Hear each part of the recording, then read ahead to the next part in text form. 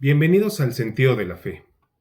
En una época de sombras largas, el eco del Imperio Romano aún resonaba en los muros derruidos de las ciudades galas, pero su espíritu se había disipado entre guerras fratricidas, intrigas de palacio y una ignorancia que oprimía tanto las letras como la fe. En medio de esta confusión, la Iglesia buscaba su propio equilibrio.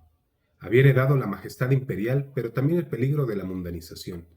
La cruz y el cetro se rozaban demasiado cerca.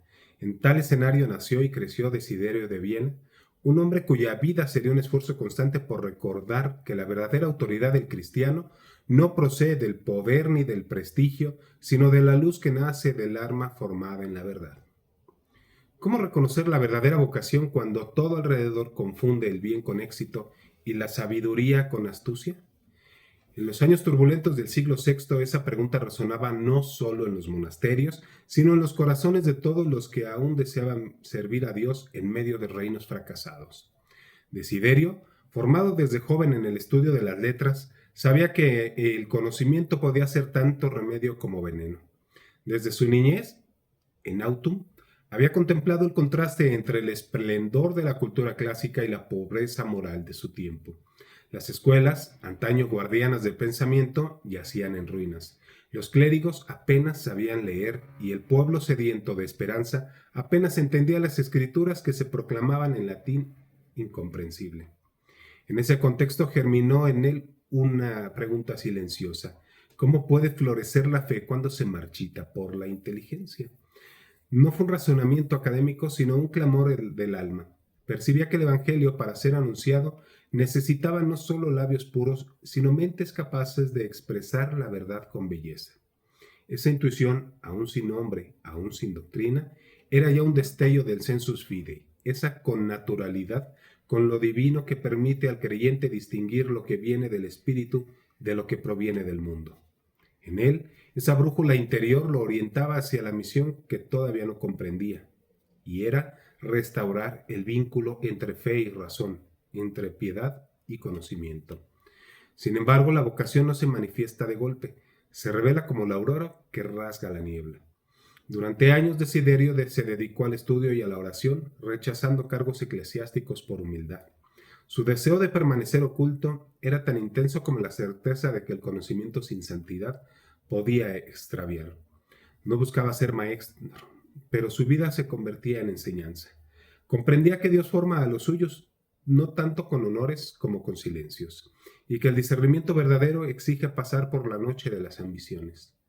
Cuando el joven erudito fue llamado finalmente al episcopado de Viena, alrededor del año 596, la Galia estaba dividida entre reinos rivales. Austrasia, Neustria y Borgoña se desgarraban en guerras impulsadas por la codicia. La reina Brunilda, astuta y despiadada, movía los hilos del poder con manos que fingían piedad. En medio de aquel desorden, la Iglesia intentaba mantener su independencia moral, pero sus pastores sufrían persecuciones políticas, simonía y degradación intelectual, muy parecido a lo que está pasando ahora en México. Desiderio aceptó el cargo con una resistencia interior casi dolorosa. Sabía que el episcopado ya no era el martirio antiguo, sino una arena donde la fe debía sobrevivir entre alianzas y amenazas.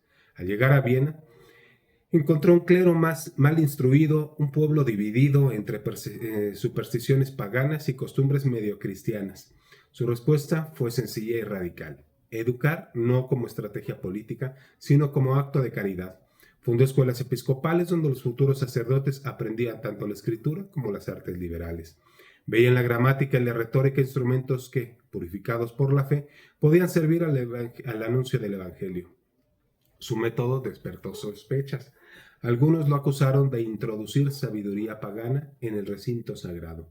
Cuando el Papa Gregorio Magno escuchó los rumores, le escribió con tono severo: Lingua quae laudes Dei loci debet, non se occupet laudibus lobis. Que quiere decir, la lengua debe hablar las alabanzas de Dios. La lengua que debe hablar las alabanzas de Dios no debe ocuparse de las alabanzas de Júpiter. Desiderio recibió la amonestación sin resentimiento. Discernió en aquella corrección providencial. Sabía que el equilibrio entre cultura y fe era delicado, pero también comprendía en el silencio de su oración que la verdad no teme al conocimiento y lo que debía ser purificado no era la ciencia, sino el corazón del hombre que la usa. Así la tensión entre Roma y Viena no se convirtió en ruptura, sino en purificación. Desiderio discernió que su tarea consistía en reconciliar la herencia romana con la revelación cristiana para que los clérigos galos pudieran hablar al pueblo en un lenguaje inteligible y la palabra de Dios hallara en la palabra humana un cauce digno. La educación era para él una forma de evangelización y una expresión de amor, formar mentes para liberar almas. En este tiempo de madurez se vislumbra cómo el santo ejercía un discernimiento que no dependía del cálculo humano, no buscaba innovar por vanidad ni aferrarse a la tradición por miedo, sino mantenerse fiel a la verdad eterna en las circunstancias concretas de su tiempo. Tal es el discernimiento del sensus fidei, una escucha interior que no reemplaza a la autoridad, pero la ilumina desde dentro, haciendo resonar en el corazón lo que la Iglesia confiesa con sus labios. Pero ninguna vocación permanece sin prueba. El reformador que enseña a pensar se convierte pronto en amenaza para quienes prefieren un clero dócil y sin criterio.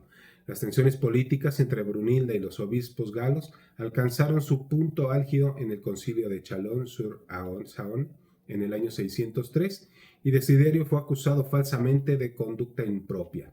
Detrás de las calumnias se hallaba la manipulación de quienes temían su independencia moral.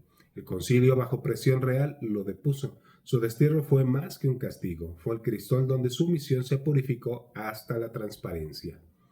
En el exilio, Desiderio se refugió en la oración. Allí comprendió que la educación no es solo tarea de aulas y libros, sino de almas. Cuando curó a un mendigo mudo que se le acercó tambaleante, según la vida Desiderio de Sisebuto, no fue el milagro lo que más conmovió al pueblo, sino la serenidad del obispo que bendecía a su perseguidor.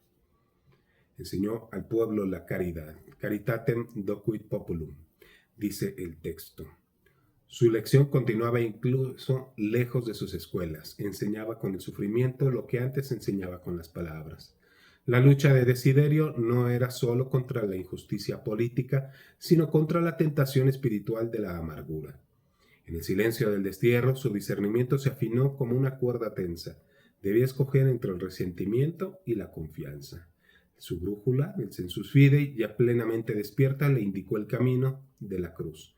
Aceptar la persecución como participación en la pasión del Maestro. Comprendió que su misión educativa no consistía en transmitir conocimiento, sino en transformar discípulos capaces de amar en medio de la adversidad. Mientras tanto, en Viena, las escuelas que había fundado seguían dando fruto. Algunos de sus alumnos, animados por su ejemplo, continuaron enseñando. Aquella semilla de educación cristiana comenzó a difundirse por la Galia como un nuevo amanecer de luz intelectual. El santo desde su aislamiento contemplaba que la providencia escribía recto en renglones torcidos. La Vita relata que durante su exilio se produjeron prodigios. Un águila dejó caer a sus pies un pez, símbolo de Cristo, para alimentarlo. El episodio fue leído como señal de que el cielo sustentaba su vocación. Él mismo interpretó el gesto como metáfora de la educación. El espíritu, semejante al águila, trae el alimento de la palabra para nutrir a quienes enseñan y aprenden. El combate visible alcanzó su culminación con el martirio. Cuando fue llamado de nuevo ante el poder real, comprendió que su destino estaba sellado. No opuso resistencia. Al ser conducido fuera de la iglesia, exhortó al pueblo a no usar armas, diciendo: arma spiritalia non carnalia, almas espirituales, no carnales. Las piedras que cayeron sobre su cuerpo eran las últimas lecciones de su magisterio. Su sangre consagró la tierra que había querido iluminar con la verdad. La historia humana parecería terminar ahí, pero la divina apenas comenzaba. La muerte de Desiderio fue interpretada por muchos como derrota. Sin embargo, la fe ve más allá del desenlace visible. Su martirio se convirtió en semilla de renovación para la Iglesia gala. Pocos años después, el Concilio de París, en el año 614, presidido por Clotario II, tras la caída de Brunilda, rehabilitó su nombre y el de otros obispos injustamente depuestos. Aquella resolución no era solo un acto jurídico, fue la confirmación providencial de que la verdad no se ahoga con violencia. La justicia divina había actuado en su tiempo. En la teología de la historia, los acontecimientos se leen no como casualidades, sino como signos. En Desiderio, la providencia mostró que la fidelidad al discernimiento interior, cuando se alinea con la fe de la Iglesia, termina siempre por manifestarse como victoria espiritual. Su vida demuestra que el sensus fidei no es un privilegio místico reservado a algunos, sino una participación en la sabiduría de Cristo que habita en todo creyente. Esta sabiduría lo sostuvo cuando los doctos lo despreciaron y lo confrontó cuando el poder lo aplastó.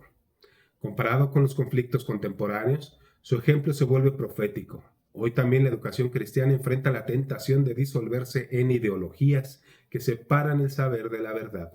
Desiderio enseña que la auténtica formación no consiste en acumular información, sino en cultivar la mirada interior que reconoce en toda verdad un reflejo del verbo.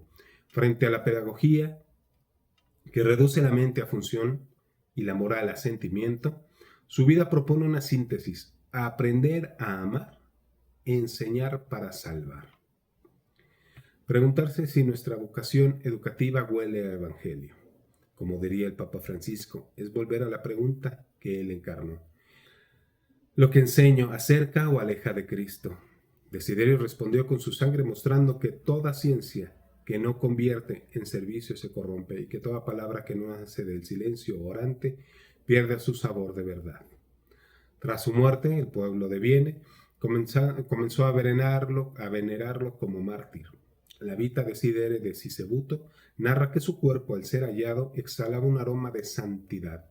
Christus tantam sanctis copiam dedit. Cristo le concedió tal abundancia de santidad. Esta fragancia, símbolo de su enseñanza, fue entendida como señal de que su doctrina no había sido sofocada. Su tumba se convirtió en escuela. Allí acudían los fieles a aprender de su ejemplo lo que los libros no podían enseñar. Durante los siglos siguientes, su influencia se extendió a través de la tradición educativa de la Iglesia franca. Los obispos reformadores de la época carolingia vieron en él un precursor, un hombre que había intuido que la renovación de la Iglesia debía pasar por la formación del clero y del laicado. Sin la siembra de Desiderio, tal vez no habría florecido la red de escuelas monásticas y catedralicias que prepararon el renacimiento cultural de Occidente. Pero su legado no se limita a la historia. Cada cristiano que busca discernir su misión en medio de la confusión contemporánea puede encontrar en él una guía. En su itinerario se refleja la dinámica de toda vocación auténtica. Primero la inquietud interior, luego el servicio, luego la incomprensión, la prueba y finalmente la confirmación de la providencia. Así actúa el Espíritu en la historia, educando el corazón humano hasta que aprenda a distinguir el tono de la voz de Dios en el ruido del mundo. ¿De qué modo podemos hoy imitar a Desiderio? Tal vez preguntándonos si nuestra vida intelectual está al servicio de la fe o en favor del ego. Si las palabras que enseñamos nacen de la oración o de la vanidad. Si nuestras decisiones resuenan con lo que la Iglesia siempre ha creído como bueno y verdadero. El discernimiento no es análisis psicológico ni autoafirmación, es comunión con la mente de Cristo. El sensus fidei no se mide por el éxito, sino por la conformidad con el amor del crucificado. Su figura interpela especialmente a quienes tienen responsabilidad educativa: obispos, sacerdotes, profesores, catequistas. Enseñar, decía él, es un acto de caridad, de formar una forma de violencia. En tiempos en que la palabra se degrada y el discurso se vacía de verdad, su vida recuerda que la misión del cristiano es reencender la lámpara del conocimiento iluminado por la fe. Aquel símbolo geográfico, la lámpara cuyo aceite rebosa, sigue siendo la imagen de toda vocación auténtica. Cuanto más se derrama, más brilla. Su discernimiento, probado en el fuego de la injusticia, se convirtió en modelo de integridad eclesial. Supo obedecer a Roma sin someter su conciencia a los caprichos del poder político. Supo enseñar cultura sin traicionar la pureza de la fe. Supo sufrir sin perder la esperanza. En él, la sabiduría y la santidad se abrazaron como dos formas de una misma caridad. Hoy, cuando la educación católica se enfrenta a la tentación de diluir su identidad para ser relevante, Desiderio invita a recordar que la relevancia cristiana no nace de la aceptación, sino de la fidelidad.